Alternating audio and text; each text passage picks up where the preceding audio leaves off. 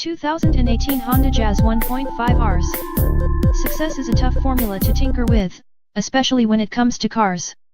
Get it right and you end up with a great product that will win the hearts of critics and customers alike. Get it wrong however, and it will be a car that will languish on the showroom floor. Since its launch back in 2014, we've hailed the Honda Jazz as one of the overachievers of the B-segment hatchbacks. We've held the little hatchback in high regard, be it in entry-level guise or top-of-the-line trim. So what is the Jazz's formula for success? Since its first generation, the Jazz has held the fine line between style and versatility. Now, Honda has updated the third-generation Jazz and the question now is this: how does one improve a tried and tested formula? What we have here is the Jazz Rs model with all the bells and whistles you come to expect from top-spec hatchback. Also, the Rs badge adds a bit more sporting cred to Honda's capable hatchback by giving it unique front and rear bumpers, a bigger rear spoiler and healthy doses of gloss black trim. It gets a set of black alloy wheels too. The slight nip and tuck enhanced the Jazz's already handsome exterior.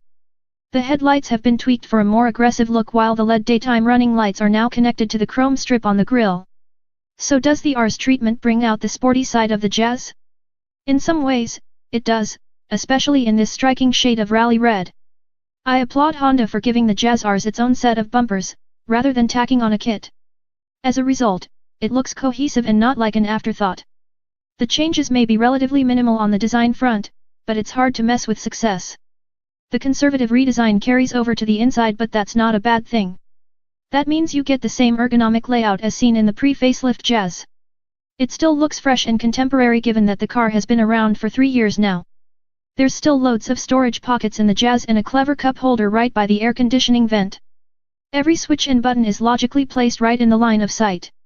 The updated Jazz retains the flexible ULT seats which comes in very handy when the need to carry bigger items arises. In Rs form, the Jazz gets a unique set of seats which come with orange contrast stitching and special graphics. There's orange stitching on the steering wheel too, and more of this color can be found on the door panels. This combination, along with the large windows, lets in more light into the cabin and boosts the feeling of spaciousness. Also, the Jazz Rs comes with a redesigned infotainment system which comes with more functionality. Aside from the usual Bluetooth, auxiliary, and navigation, the system allows for internet connections and allows you to browse the internet, for as long as you are not violating any laws, while inside the car. This new infotainment screen is also used in the VX models as well. Also standard in the Rs are a pair of tweeters, which did good job of enhancing sound quality. Like the exterior, it's all about minor enhancements for the interior. What is unchanged is under the hood. As with all B-segment Hondas, the Jazz carries over the 1.5-liter IVTEC engine from the pre-facelift model. Power is rated at 120 PS and 145 Nm of torque and if shifts via a continuously variable transmission with a 7-speed mode. Manual shifting can be done by simply flicking the paddle shifters while response is enhanced by putting it into sport mode.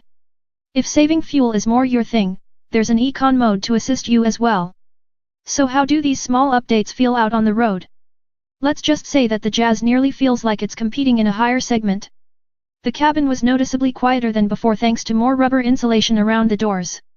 As far as B-segment hatchbacks go, it hushes out road noise pretty well, given the fact that it is on relatively sporty tires. It is perhaps one of the more refined offerings in its segment. The seats are worth a mention too, as it seems like they added more lumbar support. There wasn't really anything wrong with the old seats, but it's nice that they found a way to improve them too. With a wide array of adjustability, finding the ideal driving position is easy in the Jazz thanks to height adjustable seats and that tilt and telescoping steering wheel.